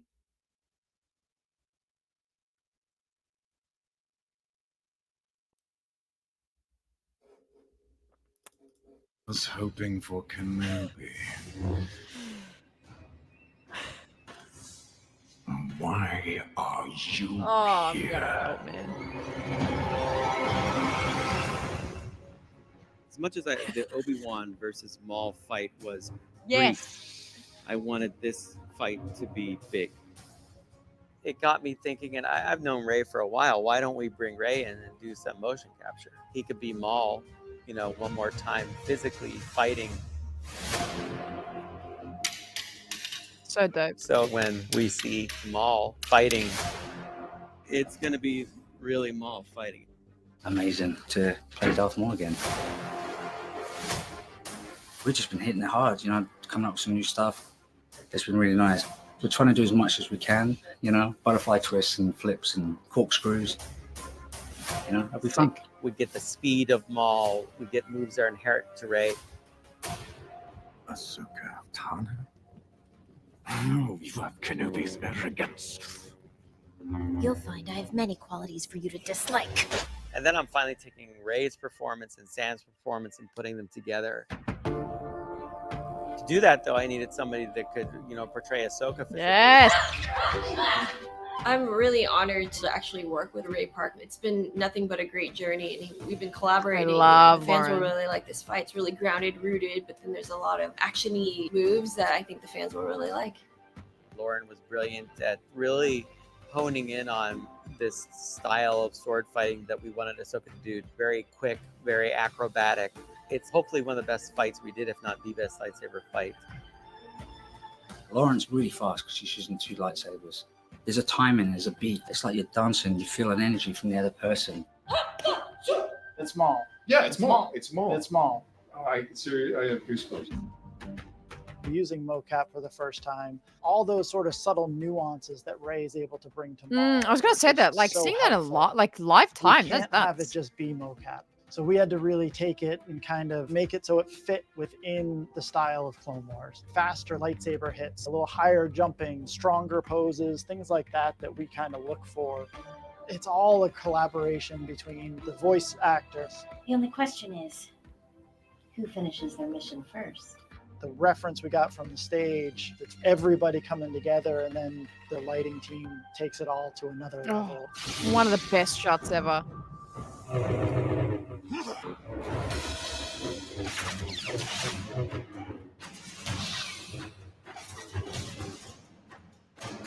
Oh man.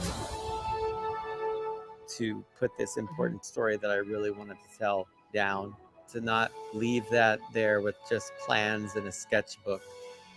It feels like a proper ending.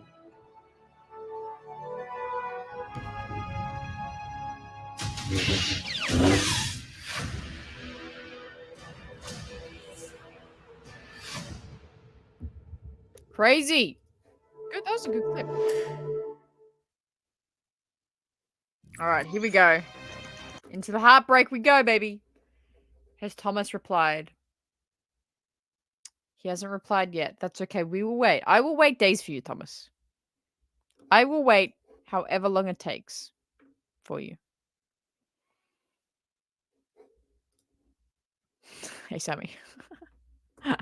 Triggered. Let's go. Let's go.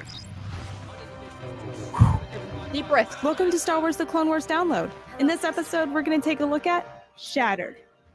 The clones turned against me. Even Rex.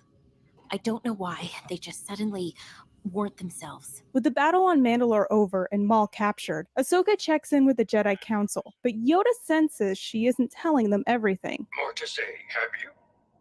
A message for Skywalker, perhaps? Ahsoka and the clones make their way off planet with their captive. While Rex receives a transmission, Ahsoka senses something is wrong.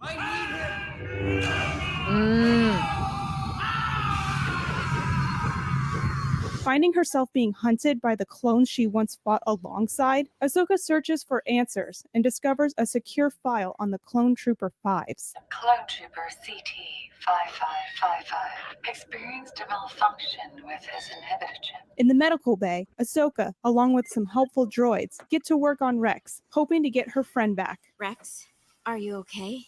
Yeah, kid. I'm okay. And now we have an incoming transmission from Dave Filoni. Here's what he has to say. I am Dave Filoni, executive producer and supervising director of Star Wars The Clone Wars. I'm here today to talk about the episode Shattered. Showing Order 66 on the Clone Wars was kind of an inevitability. I had thought of it for a long time, and how would we play it out? What was the point of view? We had seen it in the film largely from the point of view of all of the Jedi throughout the galaxy. You have to understand, as in a cinematic portrayal, to keep things moving, you're showing this beat after beat after beat of these Jedi going down. And it probably in a lot of cases just change the color of the sudden background as it was portrayed. But I thought there were probably also instances where it was a slightly longer event and some Jedi held out a bit longer or more, or even survived. As we found in the years since the film Revenge of the Sith, many Jedi did survive the Order. So in the end, I wanted to show the perspective of Ahsoka and Rex, and this is where I admit it does pay off if you've watched a lot of seasons of Clone Wars to understand how it is that Rex is aware of the possibility of this order. That obviously had a big impact on the story we were going to tell, and I thought there was an opportunity to show that while the Jedi Council, who unfortunately makes several wrong judgments towards the end of the war, and because they're politically being compromised, they're unwilling to go up against the Senate or the Chancellor. They don't understand the full truth of what was going on in the moments that Fives played out the story of what happens with Order 66 in that earlier arc. So it's not seen as a big conspiracy, though there probably are fears about it. And there's enough fears that Rex, for his friends, wants to go on record saying there might be more to this. I don't know. It's almost like leaving breadcrumbs in case something happens badly that someone could pick up the trail of this and do something about it. And the somebody in this case turns out to be Ahsoka. Now let's hear what cast and crew has to say about Shattered. Ahsoka's world is literally shattering in this episode. Everything she knows and believes in is turned upside down. I think she doesn't know what to believe at this point, and Order 66 is literally happening. Having Rex get that order and to make that switch felt like a thunderbolt. To switch that character into this kind of mode against those that he loved and that we had established and worked with for so many seasons, that's kind of a horrifying moment. The way I played it was that there was still some internal resistance to the order for Rex, but this was an inevitable thing that was programmed in to all clones, and so it's ultimately something that you can't resist by force of will. But I tried to show that there was some part of Rex that was still lingering there, fighting back. Ahsoka escaping, that was always a really big moment that Dave really wanted us That to moment tell, where Rex because shakes how and do you thinks get it's her so out of intense. this situation? And it took a lot to make sure that you bought the fact that she was there and then she was gone. So it was really a combination, I think, of all across the board, from story to animation to lighting to effects, to really pull it off. When Ahsoka saves Rex, now they have to figure out how to survive, and the odds are not in their favor, but at least she knows she's not alone. Last week, we asked if you had any questions about the Phantom Apprentice. At JediJ15 asked, there's a moment in the battle between Maul and Ahsoka when Maul is kicked out of the... Let's find him. Let's find him. JediJ15 _ is that it?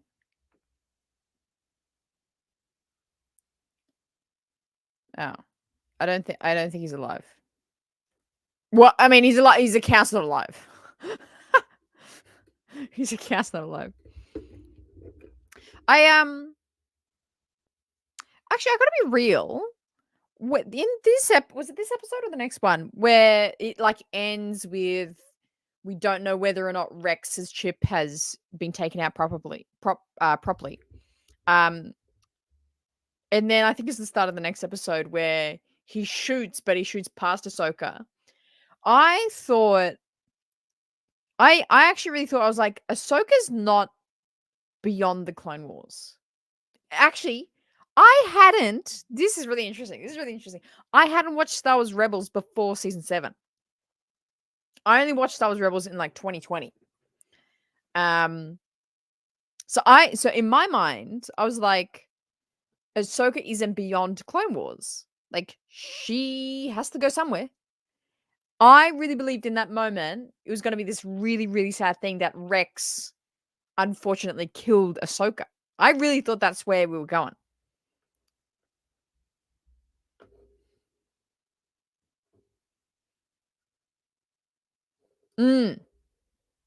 See, well, yeah, because you kind of had it in the back of your head still. But still, like, you know. out of the window, and Ahsoka gets up and is in a bit of a panic, but then recenters herself, which she's simply realizing how aggressive... Let's go to the next one.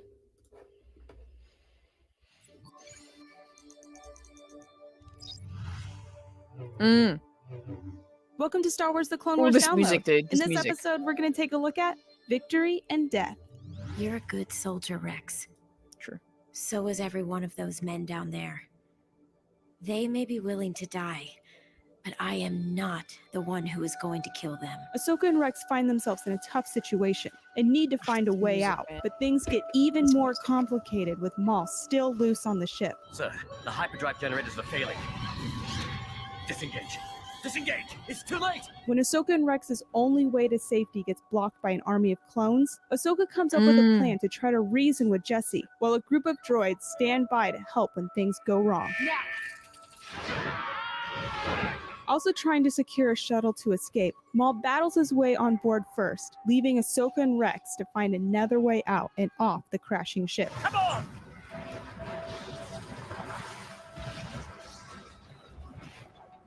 They make it out safe, but feel pain. Thanks for for dropping by, those who Matthew. didn't. Appreciate you, man. Thank you for coming. Love the combo. And now we have an incoming transmission from Dave Filoni. Here's what he has to say.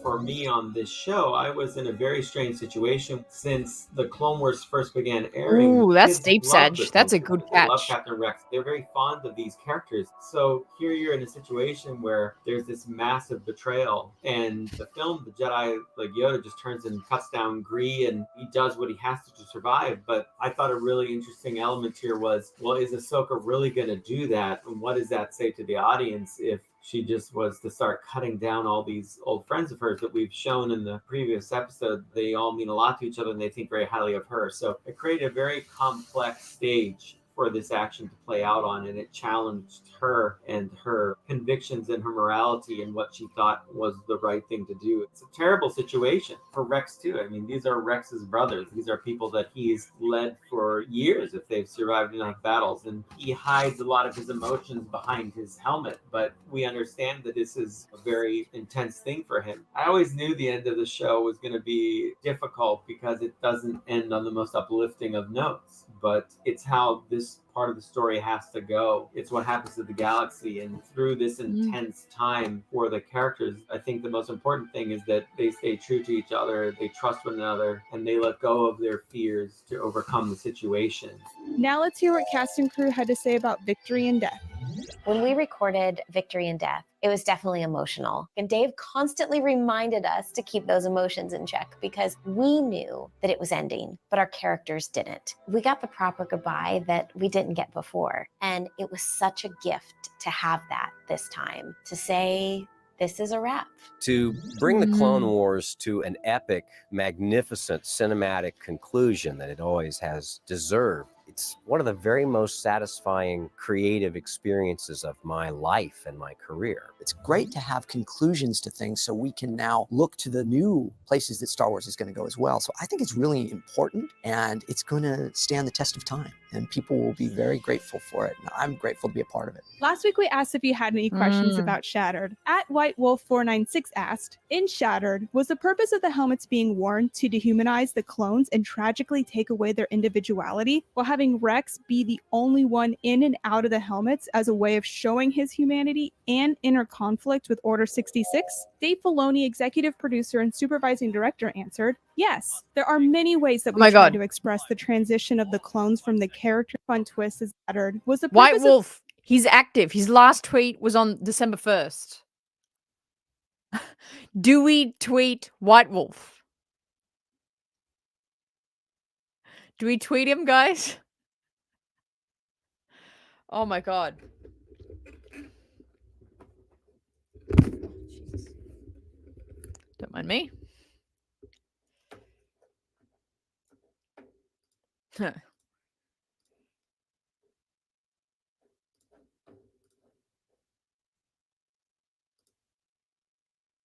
Oh, where'd he go?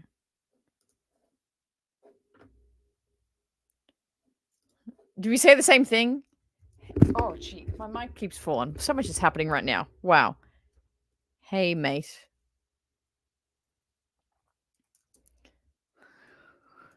Currently live streaming to 35 people watching the... Oh, Jesus. Clone Wars Season 7 BTS. And we saw your tweet featured. Just wanted to say, great question. And we Appreciate and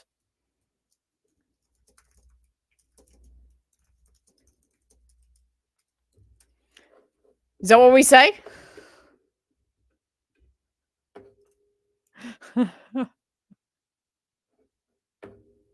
We love you.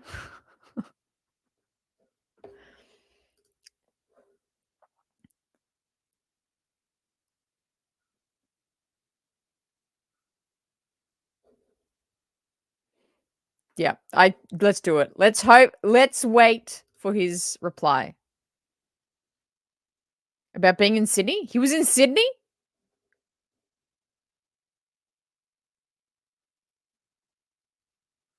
Oh, damn. Is he from Sydney? What if I meet this guy? See, good stuff. Shout out to great. This is so cool. He likes the Kiner brothers. That's cool. This is so cool. This guy's a legend. I gotta meet this guy. This is hilarious.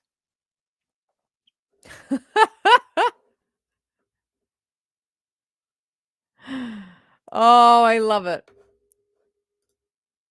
I love it. White Wolf. Hopefully we get a reply. Please to God. Okay. All right. Well, we'll see how we go.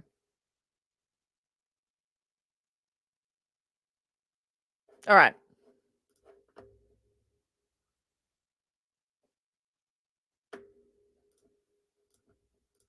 Back to the thing. This might be actually the last one. I mean, let's watch his question. Because of the helmets being worn to dehumanize the clones and tragically take away their individuality, while having Rex be the only one in and out of the helmets as a way of showing his humanity and inner conflict with Order 66, Dave Filoni, executive producer and supervising director, answered, "Yes, there are many ways that we try to express the transition of the clones from the characters that we got to know as individuals to a more mindless group acting without free will. The helmets, the music, the movement of the characters, the lighting inside the Jedi cruiser were all meant to make things feel more like the Empire. Another fun twist is that Ahsoka and Rex are aided by a bunch of droids and would not survive without them. Droids, of course, made up the Separatist forces during the Clone Wars. So while they weren't battle droids, it's still fun to think about that juxtaposition as well. And now here's Dave Filoni with his final transmission. I just really enjoyed making this show. It was a real privilege to get to write and direct this particular time period of the Clone Wars and play with these characters. We never thought we'd do anything with Anakin and Obi-Wan, and they really became the backbone of the show. Ahsoka and Rex, I think, have earned their place with the rest of the Star Wars lead characters out there. Making the Clone Wars was really the best of times, all the way up right through here to the end. It's been a great thing to have the chance to complete and put a proper ending on it. I think it feels good for myself, for everybody that worked on it, and hopefully everybody that grew up with it as well. So for the last time on the Clone Wars, may the Force be with you. Aww. Thank you so much for watching Clone Wars Download this season, and for all the great questions submitted to the hashtag Clone Wars Download. We also want to send a big thanks to the cast and crew of the Clone Wars for making the season happen. And as always, if you want to learn more about this episode, head to starwars.com/victory and death. Wow. There we have it. There we have it. Should we how much time we got? I probably don't have time. I probably don't have time today, but maybe we could finish this another day. Wow. They're super short, but love it. Love it. I really want to watch the whole season now. I really want. Does everyone get that feeling? I absolutely am dying to go watch the whole season now. I can't believe we tweeted those people. Too much tweeting, right? Right. Oh, I love it. I know. Watch party? Probably in the new place. Probably in the new before Christmas. Let's do that. We have so many watch parties to do. There's so many watching things we need to complete. I know. It's incredibly depressing, but I wanna feel the intensity. Like there'll be something about watching Clone Wars season 7 with a group of people would just be nuts. I don't think I've ever watched it with anyone. To be honest, I don't think I've watched any. Yeah, I think maybe I've probably catched some Clone Wars with people. I think with my brothers when it came out and things like that. But Clone Wars season 7, I don't think I've ever watched with anyone. So we'll do a watch party soon. Yeah, that's what she's doing. She's feeding the internet hamsters. Yeah, that's what she's busy doing. Chinese dub episode 3. That's what I was thinking with the list. I was like, this is such a big list of things we got to do.